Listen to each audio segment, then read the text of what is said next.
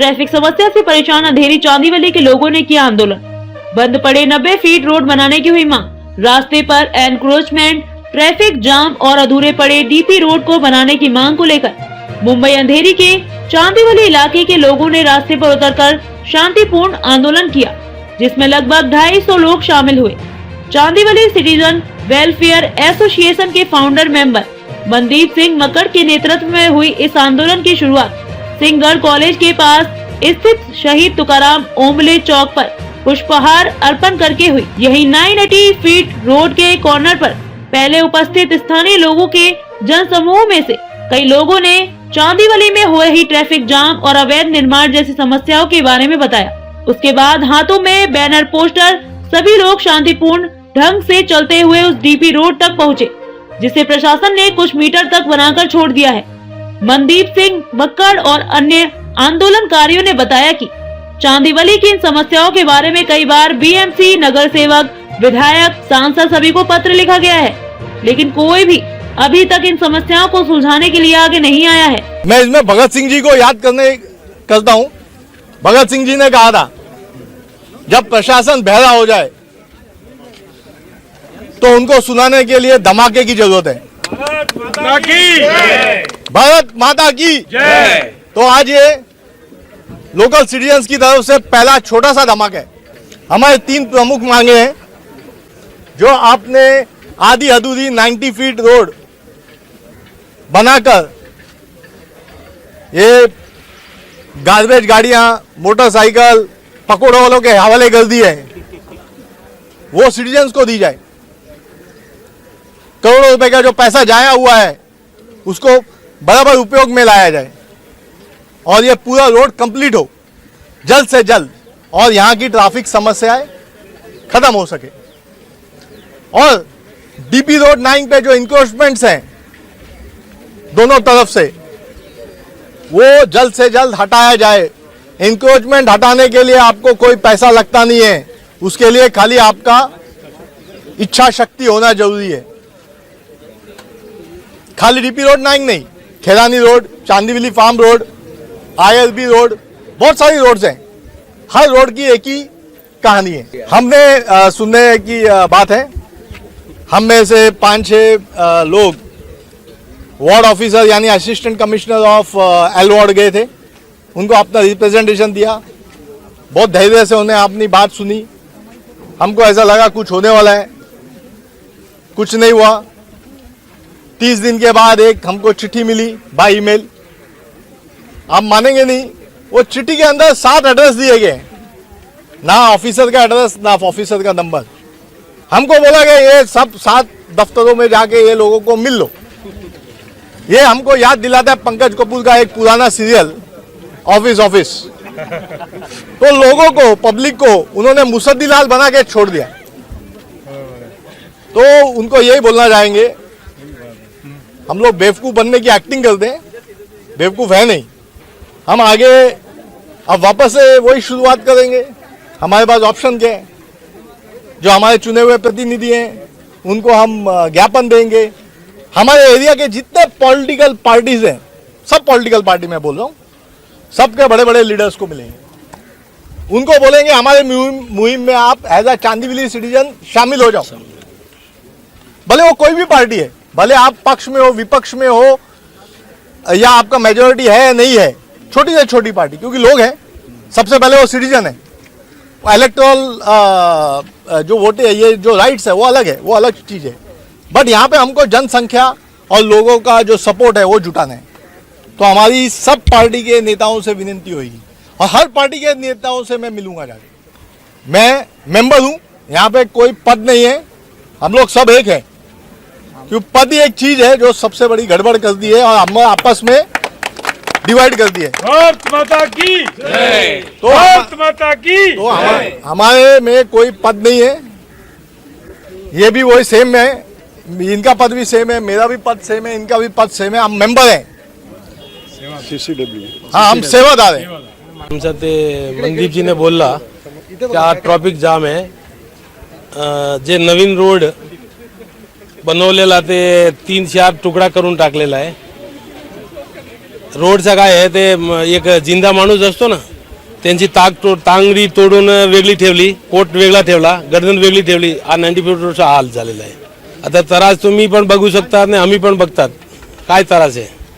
रोडवर साकीनाकावरून इकडे सांदिवली यायला कमीत कमी आहे ना अर्धा पौना तास लागतात संध्याकाळी. ने लास्ट 5 years से फाइट कर रहा हूँ. JVLR और साकिनाका बीच में एक ही रोड है, वो अपना फार्म रोड है. ये एक स्मॉल फार्म रोड का अंदर इधर का फुल ट्रैफिक इसमें कंट्रोलर है, दूसरा पैरेलल रोड नहीं है. एक्चुअली BMC ने तो महाराष्ट्र गवर्नमेंट ने कम से कम 10 साल पहले स्टडी करके प्लान करके तो ये 90 फीट रोड का सैंक्शन हुआ था. तो वो ऐसा तो स्टडी नहीं हुआ होगा. इट्स नेचुरली उन लोग ने स्टडी करके ये प्लान है, वो प्लान सालों से बंद करके रखा है. तो हमने ये 5 साल से हमने ये डिमांड किया है कि इसमें छोटा एक रोड करके बंद हो गया है. तो इधर का ये प्रॉब्लम है. ये प्रॉब्लम ऐसा नहीं है कि हमारा टैक्स पे किया वो नहीं है. इधर तो मेजर ट्रैफिक ब्लॉक और इलीगल एक्टिविटीज़ ये एरिया में बहुत ज़्यादा ही होने वाला है. तो ये दिस इज एक मुंबई में देखे जाएगा तो मुंबई में सबसे ज़्यादा डेवलपमेंट ये एरिया में हो रहे लास्ट 15 ईयर्स से. जितना बिल्डिंग्स हो रहे 10 गुना पब्लिक बढ़ गया है. तो ये पब्लिक कौन सा रोड से जाएगा? कार एक घर में एक को छोड़ के दूसरा कार हो रहे, ऑटो रिक्शा सब हो रहे. तो इधर फैसिलिटी है नहीं है. तो ये एक्चुअली एक रोने का बात है. तो इसके लिए वेरी सीरियसली गवर्नमेंट और BMC इसके बारे में सोचना चाहिए और ये जो अप्रूव प्लान है इसको इम्प्लीमेंट करना चाहिए. जो भी वही बात. इसके बारे में कई बातें कई लोगों ने आपसे कही और यहाँ के लोगों को इस बात से अवगत कराया कि यहाँ की समस्या जो ट्रैफिक की समस्या है, जो इंक्रोचमेंट की समस्या है, जो पार्किंग की समस्या है, उससे यहाँ पे जो रेजिडेंट हैं उनको मूवमेंट में बहुत प्रॉब्लम होती है. एक बात मैं और कहना चाहूँगा उसके साथ में कि अगर आप इस पूरे एरिया का सर्वे करेंगे तो जो नए प्रोजेक्ट यहाँ पर आ रहे हैं और जो 1 साल 1.5 साल में कंप्लीट हो जाएंगे और उसमें सैकड़ों नहीं हज़ारों फैमिलीज़ आकर के स्टे करेंगी और उनके लिए वो कार और स्कूटर और ऑटो और ट्रैफिक इतना हो जाएगा कि इमरजेंसी की बात तो छोड़ दीजिए, नॉर्मल ट्रैफिक मूव करना यहाँ से इम्पॉसिबल हो जाएगा. इसलिए ये 90 फीट रोड और यहाँ पे जो इंक्रोचमेंट है वो और यहाँ के जो रहने वाले हैं जो सरकार को पूरा टैक्स देते हैं उनकी सहूलियत के लिए ये समस्याएं दूर करना चाहिए जल्दी से जल्दी. Time bound programme is required by the government, by the BMC to ensure that the citizens of this place are taken care of.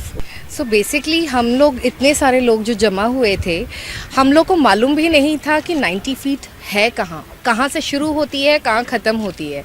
अगर इतनी बड़ी रोड है और ये इतनी बड़ी रोड में अगर ये सब है, मतलब BMC के जो कचरा उठाने वाले ट्रक्स हैं, इतने सारे टेम्पोस खड़ी हैं और ये अगर रोड बंद करके रखा गया है तो हम जो टैक्स भर रहे हैं गवर्नमेंट को, सरकार को, ये टैक्स किस काम का? हम जो टैक्स भर रहे हैं उस कोई काम मतलब ही नहीं है ना. ये टैक्स भरने का कोई मतलब ही नहीं है. अगर ये रोड बंद किया गया है किस काम का है? कोई काम का नहीं है. पॉइंट नंबर 2 ये कि आप ये जो रोड बंद रखे हो, सरकार को ये जो रोड आप सरकार को बता रहे हैं कि ये जो रोड आपने बंद करके रखा हुआ है, अगर आप हम नॉर्मल लोगों को यूज़ करने नहीं देंगे तो फिर इतना जो ट्रैफिक हो रही है वो उसका कोई निवारण नहीं रहेगा. और अभी जैसे PM आए थे, नरेंद्र मोदी जी आए थे, आपने देखा होगा पूरा मरोल उन्होंने क्लियर कर दिया, एकदम साफ सुथरा कर दिया. वो हमारे हक का चीज़ है जो हम रोज़ एवरीडे बेसिस पे हमको होना मिलना चाहिए. जस्ट बिकॉज मोदी जी आए तो वो क्लीन हो गया, साफ हो गया. अब हमारा भी होना चाहिए ना, हम भी टैक्स भरते हैं ना. सरकार को ये चुनाव में मोदी जी को खड़ा हम ही नहीं किया ना.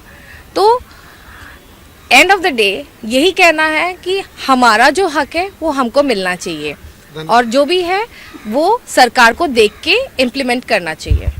Thank you.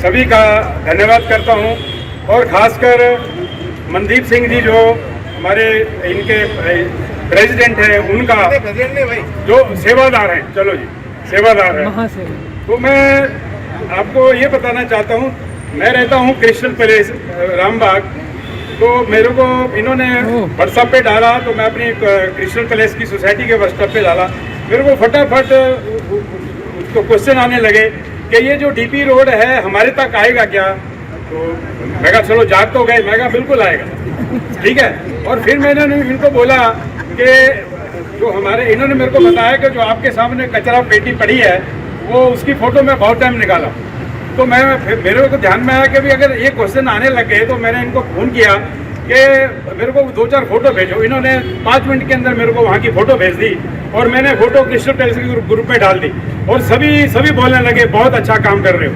तो कहने का मतलब ये है कि खाली ये बहुत एक्टिव है, तो कहने का मतलब ये एक्टिव हैं और काम कर रहे हैं, तो जो मेरा आपको मैंने एक्सपीरियंस बताया, तो इसके लिए इस टाइम अभी जितने आए हो उससे डबल आने चाहिए जब दूसरा ये मीटिंग होगा।